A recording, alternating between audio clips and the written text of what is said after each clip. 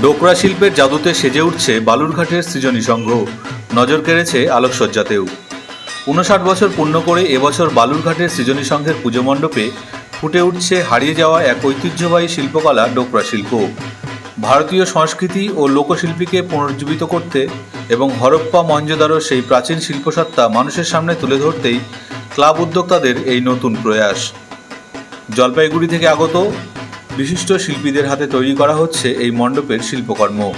মণ্ডপ জুড়ে রয়েছে পিতল ও ব্রোঞ্জের অসামান্য কারুকার্য, যা দর্শকদের যেন ফিরিয়ে নিয়ে যেতে চায় প্রাচীন সভ্যতার যুগে।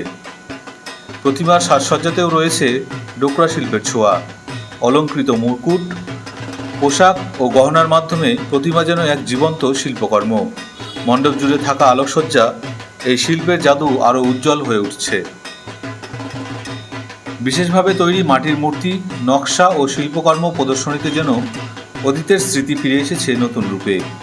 সৃজনী সংঘের এই অনন্য প্রচেষ্টা শুধু দর্শনার্থীদেরই মুগ্ধ করবে না, বরং আগামী প্রজন্মকে ডোকরা শিল্পের প্রতি আকৃষ্ট করার এবং লোকশিল্পের গুরুত্ব বোঝানোর এক নতুন উদ্যোগ হিসেবেও কাজ করছে। মণ্ডপ জুড়ে শিল্প সংস্কৃতির এই উদযাপন এবার বালুরঘাটের দুর্গোৎসবের অন্যতম আকর্ষণ হয়ে উঠেছে। ক্লাব উদ্যোক্তা অরিন্দম চন্দ জানিয়েছেন, এবার আমাদের সৃজনী সংঘের ৫৯তম বর্ষ। আমরা ডোকরা শিল্পের ওপরে এবার পুজো মণ্ডপ এবং প্রতিমা ওই আদলেই তৈরি হয়েছে। যে ডোকরা শিল্প, এটা আমাদের বাংলার মানুষ খুব বেশি এটা সম্পর্কে জানে না বলতে এটা হচ্ছে আমাদের ভারতবর্ষের যে প্রাচীনতম সভ্যতা হরপ্পা সভ্যতা। হরপ্পার যে মহেঞ্জোদারো নগরী ছিল, সেখানে যে নৃত্যরতা রমণীদের যে মূর্তিগুলো আমরা পাই, সেগুলো থেকেই ডোকরার ভাবধারাটা আমাদের ভারতবর্ষে চালু হয়। ঝাড়খণ্ডে কিছুদিন কিছু মানুষ এই শিল্পচর্চা করতে থাকে। পরবর্তীতে সেখানে খুব বেশি বিকাশ না হয় তারা পশ্চিমবঙ্গে চলে আসে। পশ্চিম বর্ধমান, ওই দিক থেকে পুরুলিয়া, বাঁকুড়া, ওই দিকটায় চলতে থাকে। কিন্তু শিল্পটা আস্তে আস্তে এত ক্ষয়িষ্ণু হয়ে যায় যে মানুষগুলো অর্থনৈতিকভাবে দুর্বল হয়ে পড়ে। তখন ওরা বিভিন্ন এলাকায় ঘুরে ঘুরে জেলাগুলোতে যে কাঁসা পিতল দিয়ে সেই ডোকরার মূর্তি তৈরি করে দিতে থাকে। পুরনো কাঁসার বাসন টাসন যাদের বাড়িতে আছে তারা দিলে ডোকরার আদলে মূর্তি তৈরি করে দেয়। আমরা সেই শিল্পটাকেই পুনরুজ্জীবন করবার এবং মানুষের মধ্যে সেই ভাবধারাটা প্রচার করবার। কারণ এই প্রজন্মের ছাত্রছাত্রী বলুন, সাধারণ মানুষ বলুন, ডোকরা সম্পর্কে খুব বেশি অবহিত নয়।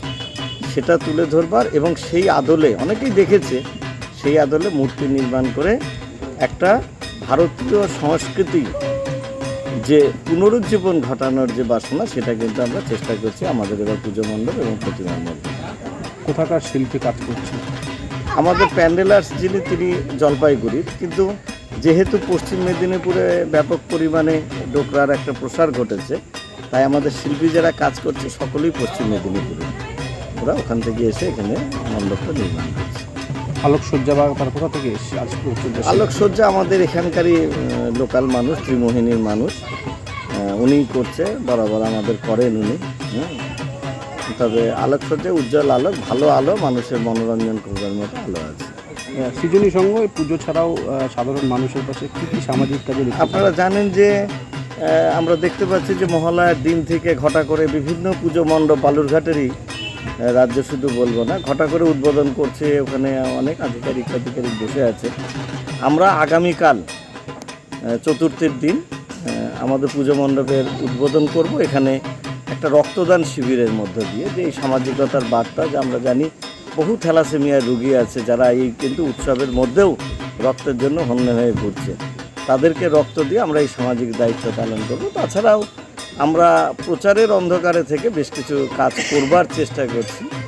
দরিদ্র আদিবাসী বাচ্চাদের কিছু পোশাক আশাক এই সমস্ত তুলে দিয়ে এভাবেই আমরা পুজোটাকে উদযাপন করবার এবার চেষ্টা করছি। আপনার নামটা কি বলবেন? আমার নাম অরিন্দম চন্দ, আমি সৃজনী সংঘের ক্লাব সম্পাদক।